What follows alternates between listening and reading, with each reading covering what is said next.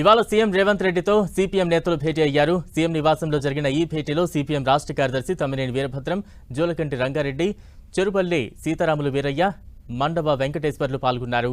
భువనగిరి పార్లమెంట్తో పాటు ఇతర స్థానాల్లోనూ సంపూర్ణ మద్దతు ఇవ్వాలని ఈ సందర్భంగా సిపిఎం నేతలను సీఎం రేవంత్ కోరారు.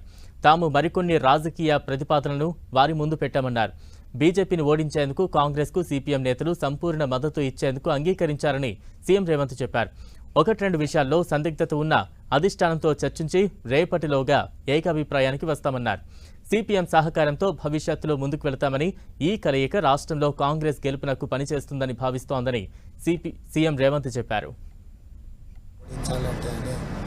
కాంగ్రెస్ ప్రతిపాదన వారు ముందు పెట్టిన ఇతర కొన్ని రాజకీయ ప్రతిపాదనలు కూడా పెట్టిన వారు స్థూలంగా ఇండియా కూటమి గెలుపు కోసం, బీజేపీ ఫ్యాసిస్టు శక్తులను ఓడించడం కోసం మరి అంగీకరించారు.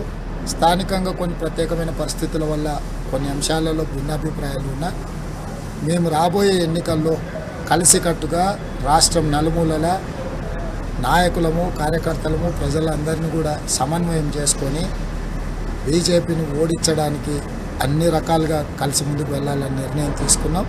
ఇంకా 1-2 విషయాలలో సందిగ్ధత ఉన్నా వాటిని కూడా ఈరోజు సాయంత్రానికో రేపటికో మా అధిష్టానాలతో, పార్టీ హైకమాండ్తో మాట్లాడి వాటిని కూడా పరిష్కరించుకుంటాం.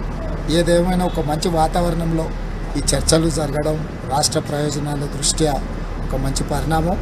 ఖచ్చితంగా భవిష్యత్తులో సిపిఎం సహకారం తీసుకొని రాబోయే ఎన్నికల్లో కాంగ్రెస్ పార్టీ గెలుపు కోసం, ఇండియా కూటమిని దేశంలో బలోపేతం చేయడం కోసం కలిసి పనిచేయాలని నిర్ణయం తీసుకునే